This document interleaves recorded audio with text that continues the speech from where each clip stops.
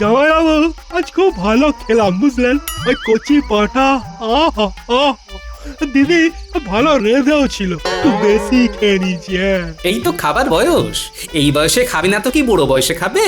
তা যা বলেছেন জামাইবাবু। কাল কি আনবেন বাজার থেকে? এখনো কিছু ভাবিনি, কাল সকালে ভাব। আমি এখন ঘুমোবো, তুমিও ঘুমিয়ে পড়ো শালাবাবু। কাল তোমাকে নিয়ে মহারাজের কাছে যেতে হবে তো। জামাইবাবু আপনাকে না আর ওই মহারাজের কাছে আমাকে নিয়ে যেতে হবে না। হ্যাঁ সে কি শালাবাবু, তুমি তো আমাকে রাজসভায় কাজের কথা বলেছিলে। নেই শুনে যাও। কি হলো এখন এই রাতে আবার চেঁচামেচি কিসের? শুনে যাও, তোমার গুণধর ভাই কি বলছে। কি বলেছে? বলছে যে শালাবাবুর কাজের জন্য আর মহারাজকে বলতে হবে না। কি বলেছে বাছা, তোমাকে আর কিচ্ছু করতে হবে না, তুমি এই একদিনে অনেক করেছো। সে কি মা, তুমি এমন করে বলছো? আজ সকালে জামাই বাবা জীবন কত কিছু বলেছে, আর আমাদের জন্য কিছু করতে হবে না, ওকা নিজে নিজে কিছু একটা ঠিক জুটিয়ে নেবে। হ্যাঁ তবে তাই হোক। চল চল মা, আমরা শুয়ে পড়ি। হ্যাঁ মা, তোমরা শুয়ে পড়ো, আমিও শুয়ে পড়ি। জামাইবাবু আপনিও শুয়ে পড়ুন। কোথায় শোবেন?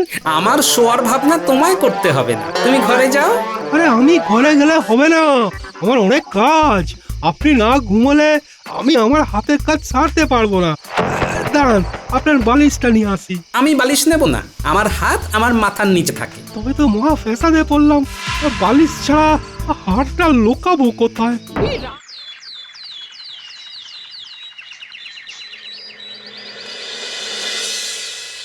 বলি শোন মা, এই জামাইকে বলে আমার খোকার একটা কাজ করিয়ে দে না রাজার কাছে। জামাইয়ের তো খুব হাত যশ। তোমার জামাইকে আমাদের মহারাজ খুব খুব ভালোবাসে, ওটা নিয়ে তুমি ভেবো না। হ্যাঁ তা জামাই এখন কোথায়? হ্যাঁ এ কোথায় এসে পড়লাম এ বাবা, এই ছোট মাছের দাম 3 মোহর। তুমি তো রাজকর্মচারী গোপাল দাদা, মহারাজকে বলো যে বাজার এখন বেজার মুখে করতে হয়। কি আর করা যাবে দাদা, আমাদের অবস্থাও তো ততই বচো।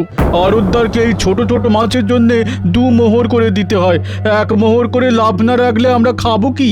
বাজারে তো আগুন লেগেছে। না, মহারাজকে এই ব্যাপারে কিছু বলতেই হবে। দেখুন বলে যদি কিছু সুরাহা হয়, মহারাজ তোমার কথা তো খুব মানে। দেখি আজই রাজসভায় কথাটা তুলবো। এখন চলি, ঘরে গিয়ে স্নান করে 4টি ভাত গিলে রাজসভায় যেতে হবে।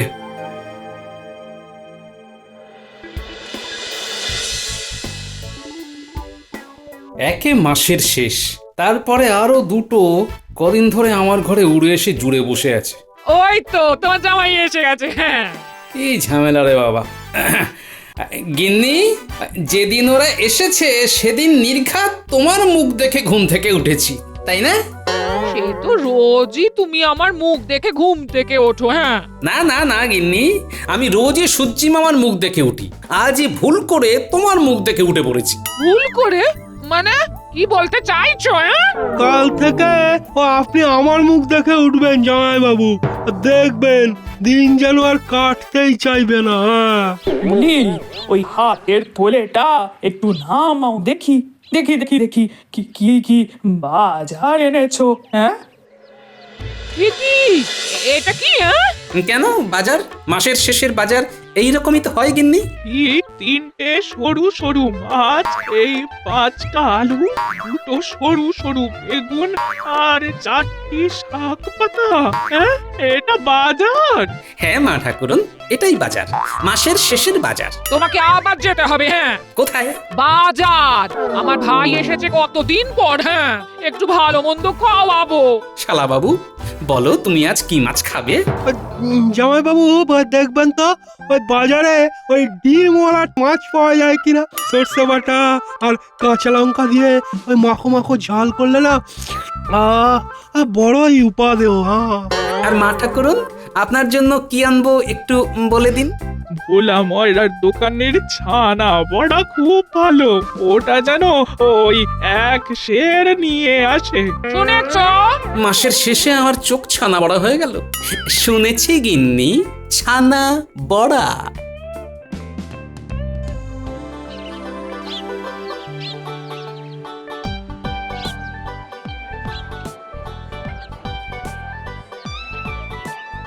একি গোপাল দাদা, কিছু কি ভুলে গেছিলে? এই তো বাজার থেকে ঘরে গেলে। সে কি গোপাল, তুমি দুবার করে বাজার করছো, কি ব্যাপার? কি আর করব মন্ত্রী মশাই, কদিন ধরে আমার শালাবাবু আর শাশুড়ি ঠাকুরন এসে ঘর দখল করে বসে আছে, তাই ওনাদের আবদার মেটাতে আবার বাজার করতে আসতে হলো। তার মানে ঘরেতে অশান্তি শুরু হয়েছে, একটু খুঁচিয়ে দিয়ে দেখি। সত্যি কুটুম আসার আর সময় পায় না, মাসের শেষেই ওদের আসতে হয়। আমার কাছে কুমিরের কান্না কেটে লাভ নেই, আপনি ডালে ডালে চললে আমি পাতায় পাতায় চলি। আহা, শাশুড়ি ঠাকুরন আসবেন, তার আবার মাসের শেষ আর শুরু। না মানে মাসের শেষে তো হাত খালি। আমি জানি গোপাল, তোমার এখন টানতে খুব কষ্ট হবে। কষ্ট কোথায়? আপনি আমার ব্যাপারে এত দরদ দেখাচ্ছেন, কষ্টে পড়লে আপনি তো আছেন, আপনার কাছে হাত পাতবো? আপনি মহামন্ত্রী বলে কথা, আপনি কি আমায় ফেরাবেন মন্ত্রী মশাই? ও বাবা, খুব সেও না, বলে কিনা আমার কাছে হাত পাতবে। এক্ষুনি কিছু চেয়ে বসলেই বিপদ। চলি গো গোপাল, চলি। হ্যাঁ চলি। সাবধানে যাবেন মন্ত্রী মশাই, দেখবেন হুড়ুম দুরুম করে যেতে গিয়ে আবার পিছলে না পড়েন। কি হলো গোপাল দাদা, মন্ত্রী মশাই ওই রকম করে হঠাৎ ছুট লাগালেন কেন? কি করে বলি বলো তো, হয়তো সকালবেলার গুরুত্বপূর্ণ কাজটা হয়নি, হঠাৎ করে সেটা চাগার দিয়েছে।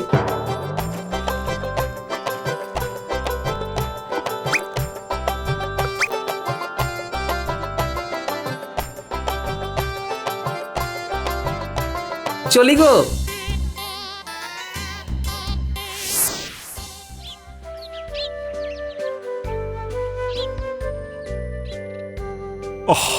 গোপালের আজ এত দেরি হচ্ছে কেন? এবার থেকে গোপালের দেরি হবে মহারাজ। কেন কেন কেন দেরি হবে কেন? গোপালের বাড়িতে গোপালের শাশুড়ি শ্যালক কদিন ধরে এঁটুলির মতো বসে আছে। থলে ভর্তি বাজার করে বাড়ি নিয়ে গেল, তার রান্না হবে, তারপর তবিয়ত করে খাওয়া হবে। দেরি হবে না মহারাজ? না না না না, এ আমি বরদাস্ত করব না, সবাইকে সময় মতো আসতে হবে। রাজসভার একটা নিয়ম কানুন আছে। বটেই তো। শোনো মন্ত্রী, গোপালের আজকের দিনের বেতন কাটা যাবে। এই তো মহারাজ একদম সঠিক পথে যাচ্ছেন। মহারাজ, আমি আমি খুব লজ্জিত, এত দেরি হয়ে যাবে আমি ভাবিনি মহারাজ। মহারাজ, আমি আমি একটা অনুরোধ করতে পারি? আরে দেরি করে এসেও মহারাজকে অনুরোধ করছো? তোমার সাহস তো বড় কম নয়। যতই অনুরোধ করো, মহারাজ তোমার আজকের বেতন কেটেছেন। ব্যাস, এটাই আমার অনুরোধ ছিল, এটাই আমার শাস্তি, দেরি করার শাস্তি। কেউ নিজে শাস্তি চায়, এ তোমাকে না দেখে বিশ্বাসই করতাম না। কি মন্ত্রী মশাই, কি ভেবেছিলেন গোপালকে শাস্তি দেবেন?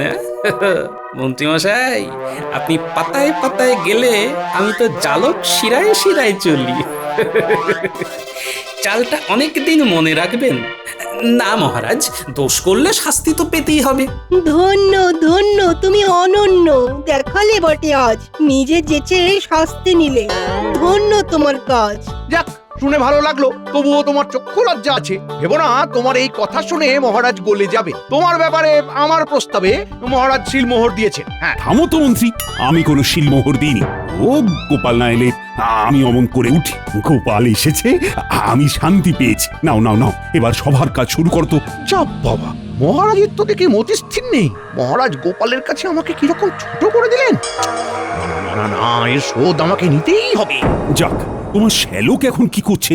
কিছুই করছে না মহারাজ, কিছু করবে বলেই আমার কাছে এসেছে।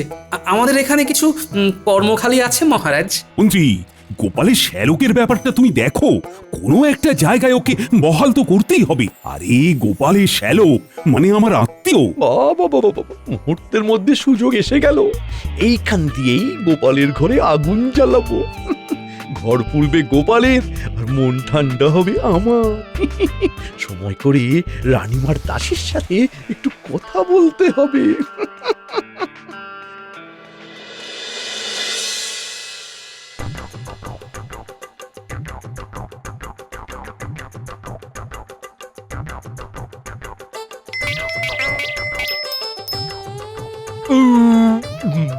দিদি, মাছগুলো বেশ বড় ছিল, ভেতরে ডিম ভর্তি। আর তুই রেঁধেছিস খুব ভালো, সত্যি। তোর ভালো লেগেছে? হ্যাঁ, তাহলেই হবে। হ্যাঁ, রাতে কি রাঁধছিস রে দিদি? রাতে তুই কি খেতে চাস বল, তোর জামাই বাবু এলে বাজারে পাঠাবো। হ্যাঁ, তাহলে কাজ কর, রাতে না ওই কচি পাঠার ওই পাতলা করে ঝোল কর, আর গরম ভাত, হ্যাঁ একেবারে চরম লাগবে কিন্তু। হ্যাঁ ঠিক আছে ঠিক আছে, তোর জামাই বাবু এলেই বাজারে পাঠাবো। হ্যাঁ, যাই একটু হেঁটে আসি, দিনের খাওয়াটা বেশ জব্বর হয়েছে, এবার রাতের খাওয়াটার জন্য পেটে জায়গা করতে হবে তো নাকি? হ্যাঁ যাই হেঁটে আসি। ঠিক আছে, যা ঘুরে আয় ঘুরে আয় ঘুরে আয়। বলি, হ্যাঁ রে মা, এই জামাই মহারাজের সাথে কথা বলবে তো ওই ওই খোকার কাজের বিষয়টা নিয়ে? ও তুমি কিচ্ছু চিন্তা করো না, ও আজকেই বলবে। হ্যাঁ, জামাইয়ের সব ঠিক আছে, কিন্তু ওই বড় চ্যাটাং চ্যাটাং কথা আর আর খুব কিপটে। ঠিক আছে, আমি যখন এসে গেছি তখন আমার একা জামাইকে আমি ঠিক সোজা করব। হ্যাঁ,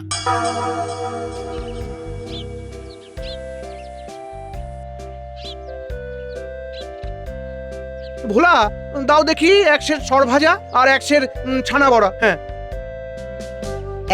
এই নিন মন্ত্রী মশাই, এই নিন। আজ কি এই তাড়াতাড়ি রাজসভার কাজ শেষ হয়ে গেল নাকি? না গো ভোলা, একটা কাজে যাব, তাই তাড়াতাড়ি বেরিয়েছি। শোনো, এই মিষ্টিগুলো বেঁধে রাখো, ফেরার পথে নিয়ে যাও, কেমন? ঠিক আছে মন্ত্রী মশাই। আমার জামাইবাবুর যদি ক্ষমতা থাকে তাহলে এই মন্ত্রী মশাইয়ের ক্ষমতা আরো বেশি। হ্যাঁ, আলাপটা জমিয়ে রাখি। আরে এ তো দেখছি গোপালের শালা বাবু, একটু মেঘনা চাইতেই জল। আরে আমি তো তোমার কাছেই যাচ্ছিলাম, তোমার সাথে দেখা করব বলে। চলো চলো, এখানে নয়, একটু একটু এগিয়ে চলো চলো। ও মা, তাই নাকি? আমার কি ভাগ্য, কি ভাগ্য! আজ গোপালের মুখে শুনলাম তোমার একটা কাজের খুব দরকার। মহারাজ গোপালের কথায় খুব একটা পাত্তা দেন না, ওই আমাকেই বললেন, মন্ত্রী দেখে এসো তো। তাই নাকি? মহারাজ আমার জামাইবাবুকে খুব একটা পাত্তা দেন না, কিন্তু আমার দিদি যা বলে মহারাজ আমার জামাইবাবুকে নাকি একেবারে চোখে হারান। কি আর করবে বলো, মিথ্যে কথাই বলতে হয়। আর তোমার সরল সাদা দিদিটা তোমার জামাইবাবুর মিথ্যে কথাগুলোকে সত্যি বলে মেনে নেয়। কি দেখে যে তোমাদের বাবা মা গোপালের সাথে মেয়ের বিয়ে দিলেন আমি তো বুঝে পাই। মন্ত্রী মশাই, আমার না খুব কাজের দরকার, আমি কাউকে জানি না, শুধু আপনাকে জানি মন্ত্রী মশাই। এই তো কিরকম সোজা রাস্তায় চলে এলো। এবার আমার মন্ত্রীর বুদ্ধি কাজে লাগিয়ে গোপালের ঘরে আগুন লাগাই। তা ভাই, আমার তো একটা কাজ করে দিতে হবে, একটা একটা ছোট্ট পরীক্ষা তো দিতে হবে। পরীক্ষা? পরীক্ষা দিতে হবে? দেব দেব, কি পরীক্ষা? এই এই মহামূল্যবান হারটা গোপালের বালিশের তলায় খুব সন্তর্পণে রাখতে হবে, পারবে? হ্যাঁ, তোমার জামাইবাবুর কিন্তু তুখর বুদ্ধি। আর এমন কি কাজ? আমার জামাইবাবুর থেকে না ওই শতগুণ বেশি বুদ্ধি হলো আমার, দেখে নেবেন। বৃক্ষ তোমার নাম কি, ফলে পরিচয়। ঠিকভাবে কাজটা করতে পারলেই তোমার কাজ বাঁধা। আর একটা কথা, তোমার সাথে যে আমার কথা হয়েছে সেটা যেন তোমার জামাইবাবু না জানতে পারে, কেমন? যাও। হ্যাঁ, এক ঢিলে দুই শিকার।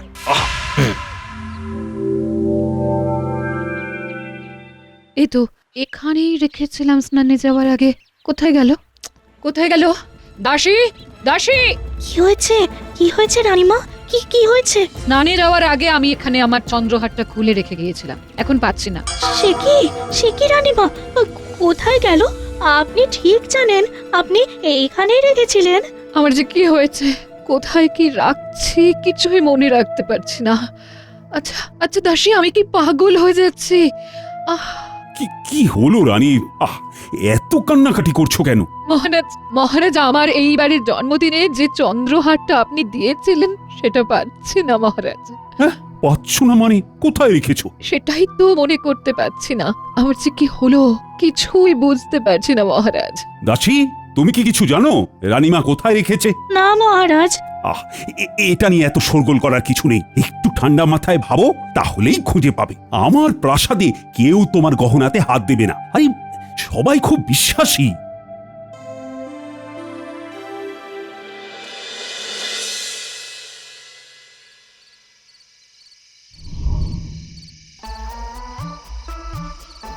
জামাই বাবু আজ খুব ভালো খেলাম বুঝলেন, ওই কচি পাঠা আহা আহা দিদি ভালো রেঁধেও ছিল, একটু বেশি খেয়ে নিয়েছি।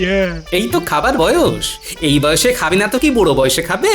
তা যা বলেছেন জামাই বাবু। কাল কি আনবেন বাজার থেকে? এখনো কিছু ভাবিনি, কাল সকালে ভাব। আমি এখন ঘুমোবো, তুমিও ঘুমিয়ে পড়ো শালা বাবু, কাল তোমাকে নিয়ে মহারাজের কাছে যেতে হবে তো। জামাই বাবু আপনাকে না আর ওই মহারাজের কাছে আমাকে নিয়ে যেতে হবে না। সে কি শালা বাবু, তুমি তো আমাকে রাজসভায় কাজের কথা বলেছিলে। ওকে নেই, শুনে যাও। কি হলো এখন এই রাতে আবার চেঁচামেচি কিসের? শুনে যাও, তোমার গুণধর ভাই কি বলছে। কি বলেছে? বলছে যে শালা বাবুর কাজের জন্য আর মহারাজকে বলতে হবে না। কি বলেছে বাছা, তোমাকে আর কিচ্ছু করতে হবে না, তুমি এই একদিনে অনেক করেছো। সে কি মা, তুমি এমন করে বলছো? আজ সকালে জামাই বাবা জীবন কত কিছু বলেছে, আর আমাদের জন্য কিছু করতে হবে না, ওকা নিজে নিজে কিছু একটা ঠিক জুটিয়ে নেবে। হ্যাঁ তবে তাই হোক। চল চল মা, আমরা শুয়ে পড়ি। হ্যাঁ মা, তোমরা শুয়ে পড়ো, আমিও শুয়ে পড়ি। জামাই বাবু আপনিও শুয়ে পড়ুন। কোথায় শোবেন? আমার শোয়ার ভাবনা তোমায় করতে হবে না, তুমি ঘরে যাও। আরে আমি ঘরে গেলে হবে না, আমার অনেক কাজ। আপনি না ঘুমোলে আমি আমার হাতের কাজ সারতে পারবো না। দাঁড়ান আপনার বালিশটা নিয়ে আসি। আমি বালিশ নেব না, আমার হাত আমার মাথার নিচে থাকে। তবে তো মহা ফেসাদে পড়লাম, বালিশ ছাড়া হাতটা লুকাবো কোথায়? তুই রাত দুপুরে কি শুরু করলি বলতো? তোর জামাই বাবু মাথায় বালিশ দেয় না, ঘাড়ে খুব ব্যথা, তাই রাজবৈদ্য বালিশ ছাড়া শুতে বলেছে। হ্যাঁ, কি ঝামেলায় পড়লাম, বালিশ ছাড়া শুলে কি করে হবে? কিসের ঝামেলায় পড়লি তুই খোকা? না ওই বালিশে আটকাচ্ছি আর কি। ওই জামাই বাবুকে খালি মাথায় ঘুমোতে দেখতে খুব কষ্ট হচ্ছে। আমি একটা বালিশ এনে রাখি, যদি জামাই বাবু পরে বালিশটা ব্যবহার করে। শালা বাবু বালিশের মধ্যে কিছু একটা গোলমাল করতে চায়। ঠিক আছে, দেখি বালিশের মধ্যে দিয়ে আমরা নতুন কি পেতে পারি। ঠিক আছে শালা বাবু, তুমি বালিশ নিয়ে এসে রেখে দাও, আমি ঘুমোচ্ছি, কেমন? ঠিক আছে ঠিক আছে, আপনি আমাকে বাঁচালেন জামাই বাবু। আপনি ঘুমিয়ে পড়ুন, ঘুমিয়ে পড়ুন, আমি আপনার জন্য বালিশটা নিয়ে আসছি। চলো চলো মা, চলো, চল চল চল দিদি চল। অবোধ শিশু এই বুদ্ধি নিয়ে রাজসভার কাজ করবে। মহারাজ আমি খুব বাঁচা বেঁচে গেছি। আহ আহ কাল গোপাল তোর অপবাদে ধরা পড়বে। গোপালের সম্মান যাবে, আর গোপালের শালা তার নিজের জামাই বাবুকে ফাঁসিয়ে মুখ লোকাতে নিজের গ্রামে।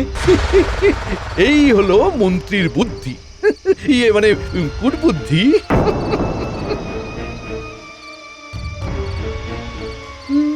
কেউ আসছে বলে মনে হচ্ছে।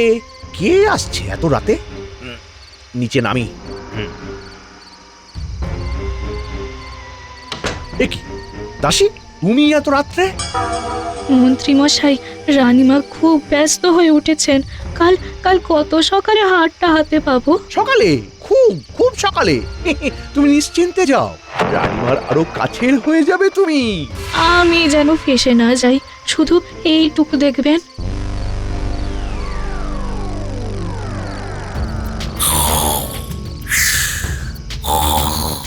বাবা, জামাই বাবু আমার একেবারে ঘুমিয়ে কাঁদা। আমার কাজ শেষ, মন্ত্রী মশাই খুব খুশি হবেন।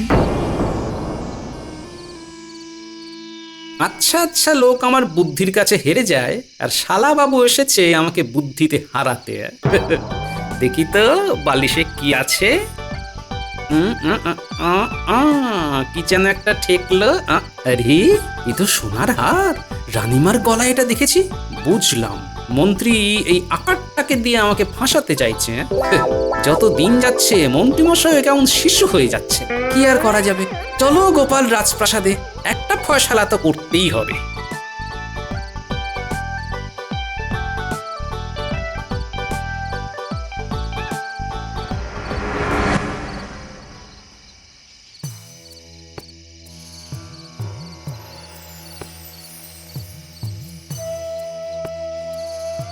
মহারাজ, গোপাল দাদা আপনার সাথে দেখা করতে চায়। এত রাতে গোপাল? আমার মন বলছে গোপাল আমার গলার হার খুঁজে পেয়েছে। প্রহরী, গোপালকে ডাকো। তুমি একটু শান্ত হও। তোমার হার চুরি যায়নি, কোথাও আছে, আমরা খুঁজে পাচ্ছি না। তাহলে এখন গোপাল কেন এলো? হয়তো অন্য কোনো কাজ নিয়ে এসেছে। আসতে পারি মহারাজ? এসো এসো গোপাল। প্রণাম মহারাজ। প্রণাম রানীমা। বলো গোপাল, কি সুসংবাদ নিয়ে এসেছো বলো। এই হারটি আপনাকে ফিরিয়ে দিতে এসেছি। এই তো সেই হার। তুমি কোথায় পেলে গোপাল? সবটা কাল ভোরে জানতে পারবেন রানীমা। এখন আপাতত এইটুকু জানুন, কোনোভাবে এই হার আমার শালাবাবুর কাছে এসেছিল এবং অবশ্যই আমাকে ফাঁসানোর জন্য। বাকিটা কাল সকালে শুনবো মন্ত্রীমশাইয়ের কাছে। এখন চলি। ধন্য ধন্য তুমি গোপাল।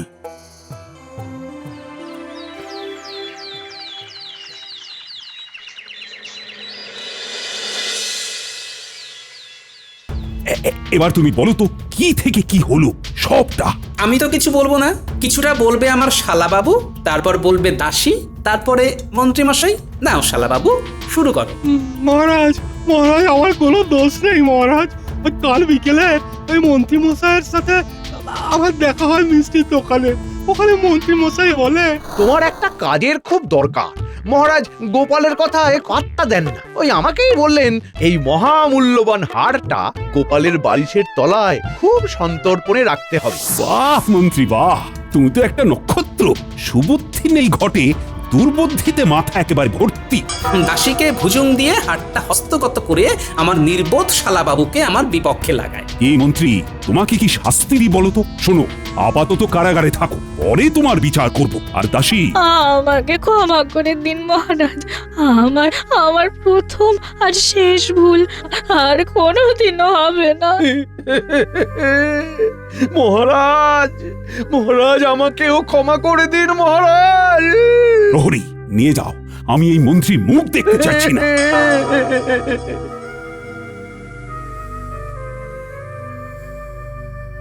দাসী, তুমি আমার কাছে এসো।